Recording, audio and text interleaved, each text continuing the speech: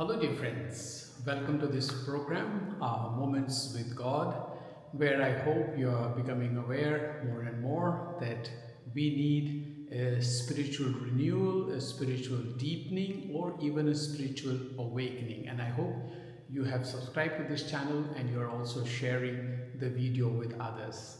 As you notice today, I opened the gate and entered into what looks like a synagogue, and these doors, so beautifully decorated, also appear like a synagogue. I'm not saying that this is a synagogue. I hope you also understand what a synagogue is. Synagogue is a place where the Jews used to gather to pray, which in modern terms can be compared to a church or a temple.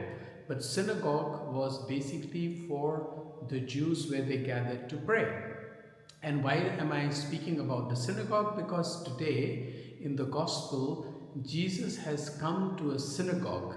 The gospel is from the Gospel of Luke chapter 4, a famous chapter, verses 16 and further, which basically speaks about how Jesus is outlining or making his manifesto clear about his mission.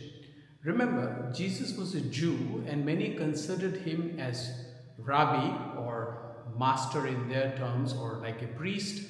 Some called him even a prophet, but right now he is standing there in the synagogue with the Old Testament, the copy of the Old Testament. It is a part of the Bible, and there he opened the passage from the book of Isaiah, which speaks about the mission that he was going to take up.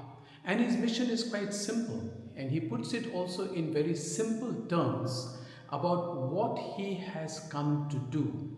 He has come to make the blind see, to make the captives free, to make people hear the word of God, and to proclaim the holy year or the year of freedom. And he says that after reading that passage, he says, today this passage is being fulfilled in your hearing. That means it is from the book of Isaiah, but what Isaiah had prophesied about the coming of the Messiah, Messiah has now come, and Jesus is now claiming quite clearly and openly in a synagogue before other Jews that it is he about whom Isaiah had spoken, and it is he who is sent by God to proclaim the good news of liberty to the poor, sight to the blind, freedom to those who are in prison, and all kinds of freedom from burden, from sicknesses, from all that. And that he did in a synagogue. He entered the synagogue and took his position, and somebody handed him over this book of Isaiah and he read that out. And as I said, his mission is very simple. And inspired by such a thing, the same thing is being spoken by Paul, Saint Paul, in his letter to the Corinthians, which we have been referring to also last week. And today, once again, it emphasizes or insists that he is not talking in flowery language, in the worldly wisdom, but he is interested only in speaking about Jesus the crucified, Christ the crucified. He is not using any worldly wisdom. He is not given that, he says. At least he claims so. All that he is got is wisdom from God. And this wisdom from God is what Jesus, he learned from Jesus, because Jesus also spoke about his mission from the wisdom that he himself as Son of God had, and he is proclaiming to everybody else.